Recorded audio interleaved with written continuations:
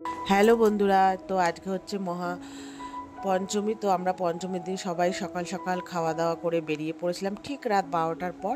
তো আমি, মেয়ে, হাজব্যান্ড আরেকজন গেছিলাম, আমার একটা বন্ধু আর কি, সবাই মিলে গেছিলাম ঠাকুর দেখতে। তো প্রথমে আমরা গেছিলাম সোদপুর শহীদ কলোনি। তো সেখান থেকে ঠাকুর দেখার পর কিছুটা দূরে আবার চলে গেছিলাম দাদাভাইয়ের সঙ্গ। তো সেখান থেকে আমরা ঠাকুর দেখে তারপরে আর কি ঠিক করা হলো টালাপত্র যাব।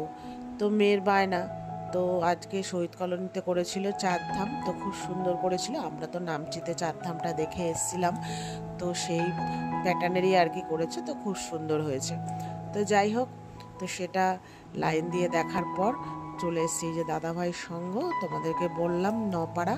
তো এখানে সিলিকনের ঠাকুর করেছিল, মানে আর এখানে করেছিল বাড়িতে যে ঠাকুমারা থাকে, তারপরে হচ্ছে বাবা মা, সেই সব নিয়ে একটা ক্যারেক্টার করে ঠাকুরের আর কি মণ্ডপটা করেছিল। তো খুব সুন্দর করেছে, তো বেশ সুন্দর ছিমছাম ভালো। তারপরে চলে গেছিলাম টালাপত্র। আর টালাপত্রর কথা কি বলবো, প্রত্যেক বছরের মতো এবছরও প্রচুর ভিড়।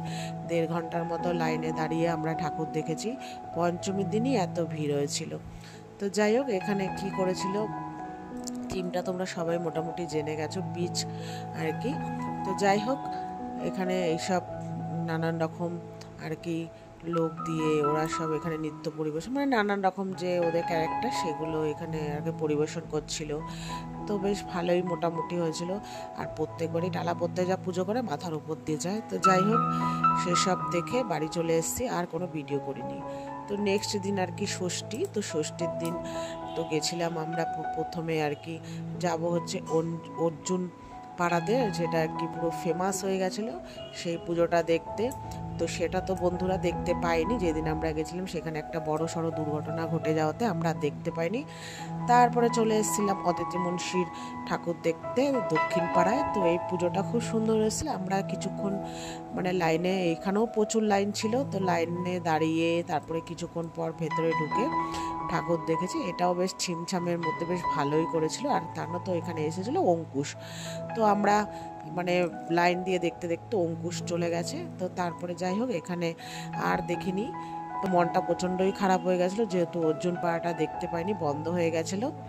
তারপরে যাই হোক, এখানে ভিআইপি রোডে একটা ঠাকুর করেছিল, সেটা খুব সুন্দর করেছিল দেখে।